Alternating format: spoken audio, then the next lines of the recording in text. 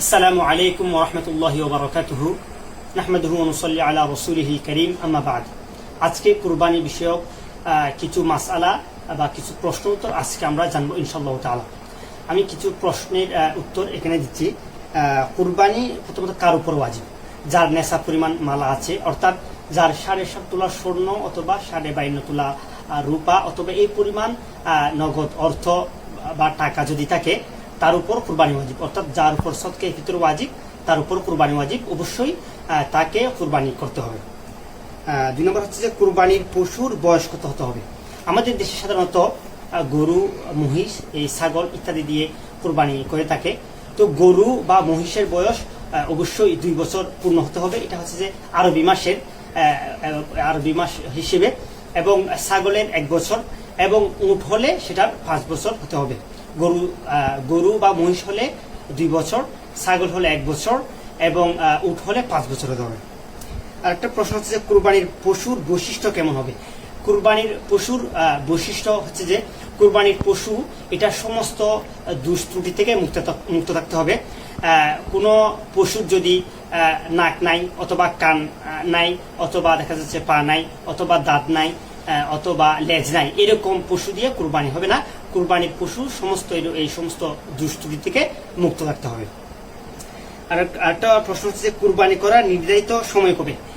কুরবানি করার নির্ধারিত সময় হচ্ছে যে জিলহজের 10 তারিখ, অর্থাৎ যেদিন আমরা ঈদুল আজহার সালাত আদায় করে আমরা আসি, ঈদুল আজহার সালাত আদায় করে আসার পর থেকে, অর্থাৎ সূর্য ওঠার পর থেকে নিয়ে জিলহজের 12 তারিখ আসর পর্যন্ত, অর্থাৎ সূর্য ডুবার আগ পর্যন্ত,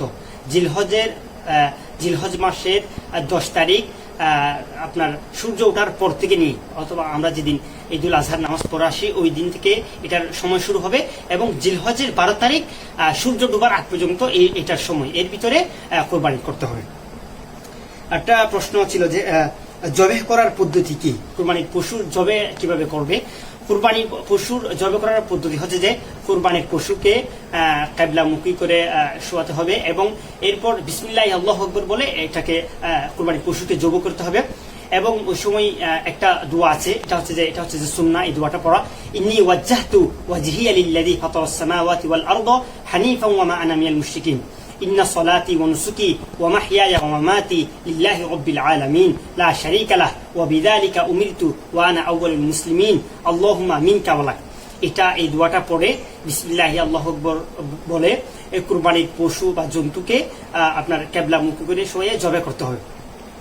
এবং জবে করার পর একটা দোয়া আছে, এটাও পড়া সুন্নাহ, দোয়াটা পড়া, এটা হচ্ছে আল্লাহুম্মা তাকাব্বাল মিন্নি কামা তাকাব্বালতা মিন হাবিবিকা মুহাম্মদ সাল্লাল্লাহু আলাইহি ওয়াসাল্লাম ওয়া খলিলিকা ইব্রাহিম আলাইহিস সালাতু ওয়াসসালাম। এটার অর্থ হচ্ছে যে হে আল্লাহ, আমার কুরবানিকে কবুল করুন যেভাবে আপনার প্রিয় নবী হযরত মুহাম্মদ সাল্লাল্লাহু আলাইহি ওয়াসাল্লামের কুরবানিকে কবুল করেছেন, এবং আমাদের জাতির পিতা হযরত ইব্রাহিম ইসলামের কুরবানিকে যেভাবে কবুল করেছেন, আমাদের কুরবানিও ঠিক সেভাবে আমাদের কুরবানিকেও আল্লাহ তাআলা আপনি কবুল করুন।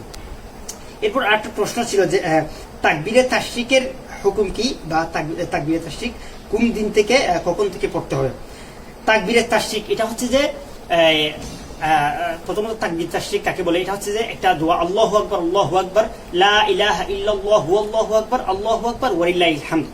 এটা হচ্ছে যে 9 তারিখ 9 জিলহজ, এটা আরফার দিন থেকে ফজরের নামাজের পর থেকে শুরু হবে, এবং সেটা হচ্ছে যে 13 তারিখ আসরের নামাজ পর্যন্ত প্রত্যেকটা নারী পুরুষ প্রত্যেককেই এই ফজরের নামাজের আরফার দিন 9 জিলহজ থেকে এটা শুরু হবে, প্রত্যেকটা নারী পুরুষ ফরজ নামাজের পর এটা পড়তে হবে।